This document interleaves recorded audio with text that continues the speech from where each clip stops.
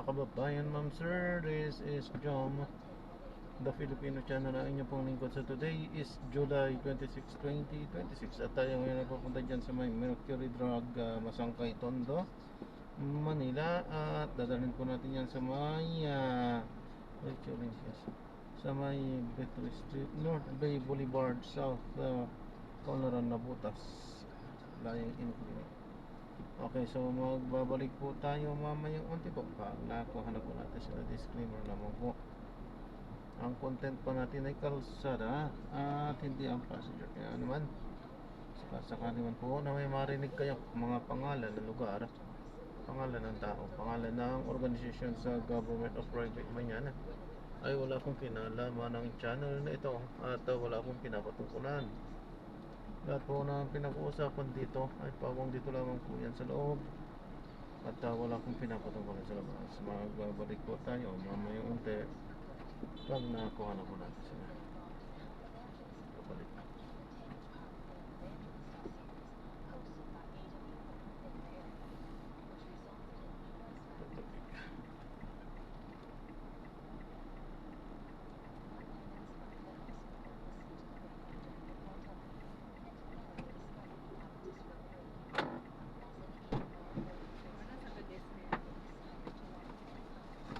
Pamana po. Bag po kung ano kayo. Bag daw.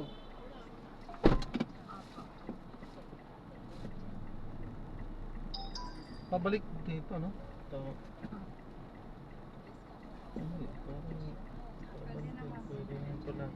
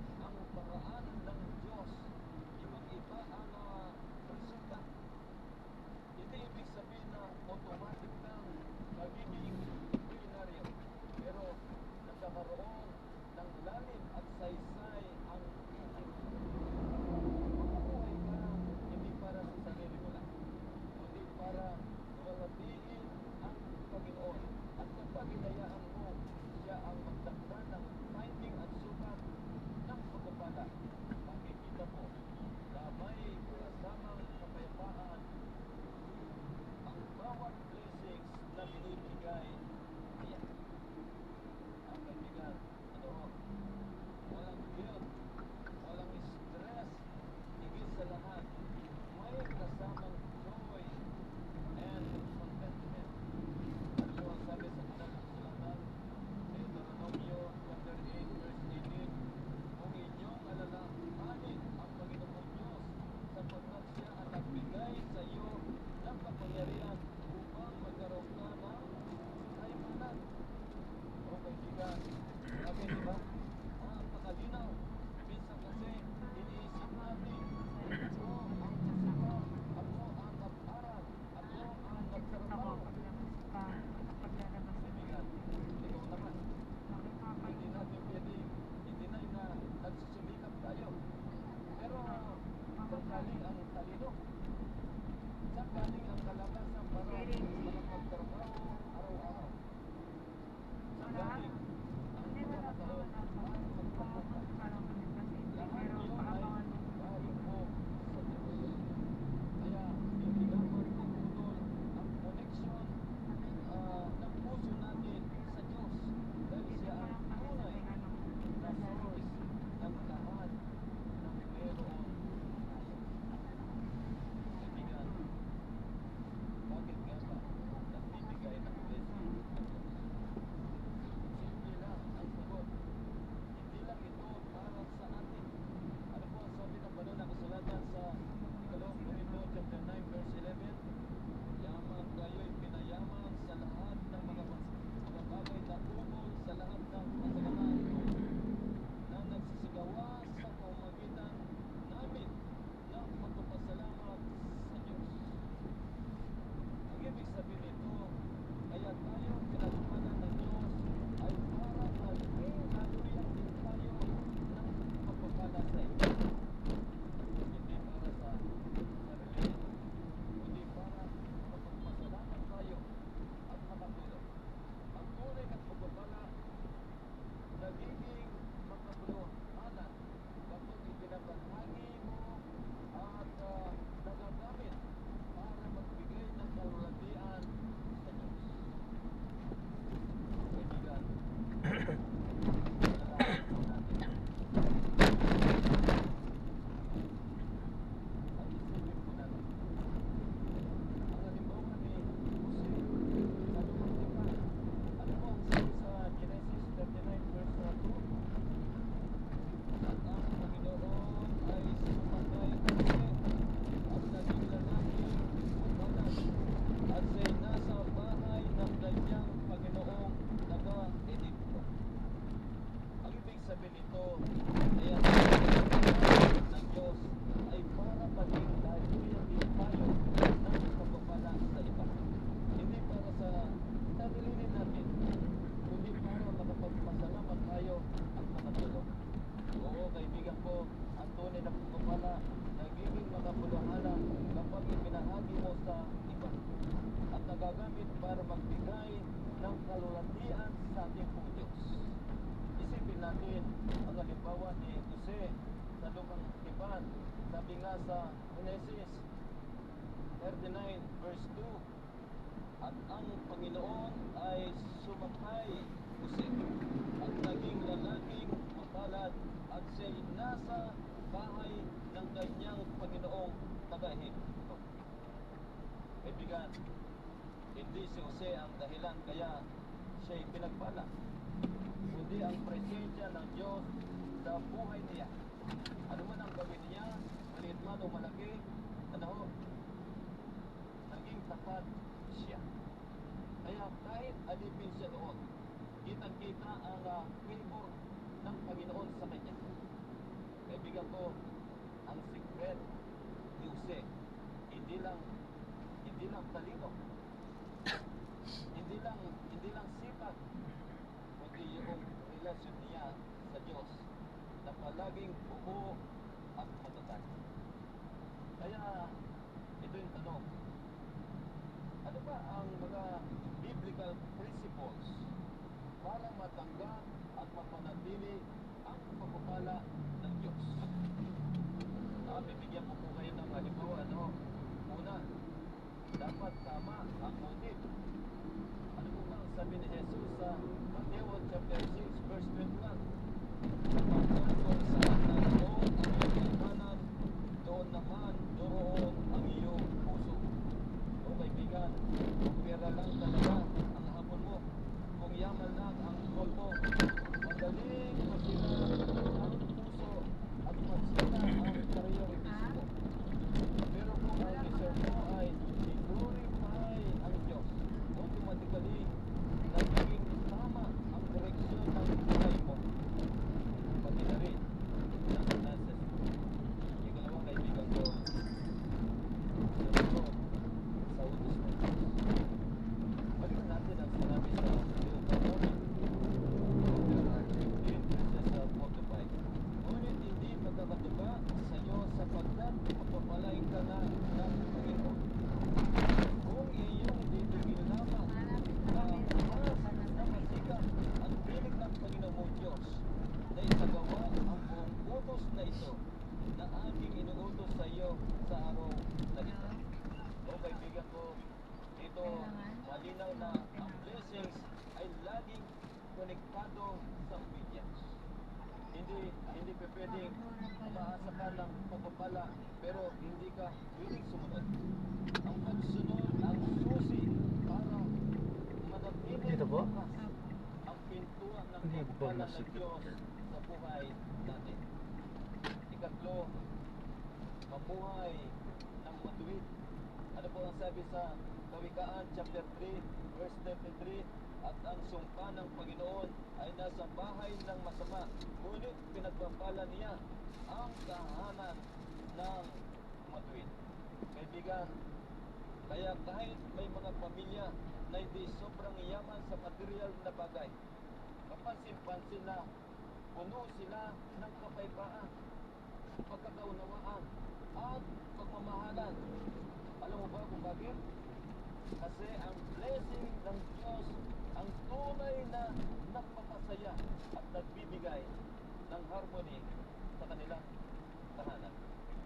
Kaibigan, ang ikaapat ay siyempre pagtrabaho ng masipag. Ano po ba ang sabi sa Kawikaan chapter 10 verse 4? Siya'y nagiging duka na gumagawa ng kamay na walang kasipagan, ngunit yumayaman ang kamay ng masipag. Oo, dito makikita natin na hindi pwede yung umasa ka lang sa blessing pero wala ka naman effort.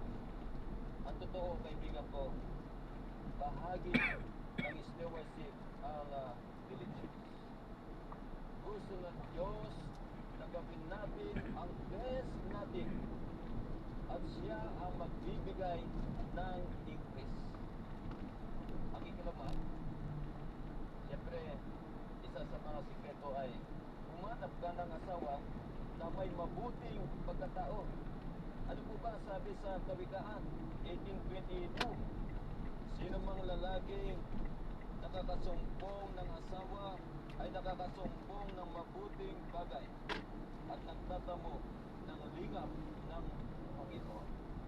O kaibigan ko, ano ho, malaking bagay ang partner sa buhay dahil sila ang kaakibat mo sa pagdedesisyon. Sa pagpapalaki Ma'am, pag ng diniretso ko pamilya. to ng labas ko dyan. C3, okay. Thank you po. Ibinibigay ng Diyos. Oops, wait lang. Iatras ko lang ng konti para makadaan sila. Ang iyong stewardship journey. Ang Ayan, pasya na sila. Pwede na yan. parangalin ang Panginoon sa iyong tinatakip. O ano po ba ang sabi sa Kawikaan chapter 3 Sige po. verses 9 God to bless 10? po. Parangalin mo ang Panginoon ng iyong tinatangkilik at nakauna ng lahat mong ani. Sa gayoy mapupuno ang iyong mga pamalig ng sagana at ang iyong mga dilisan ay aapawan ng bagong alak. O kaibigan, Dito po pumapasok ang tithes and offerings.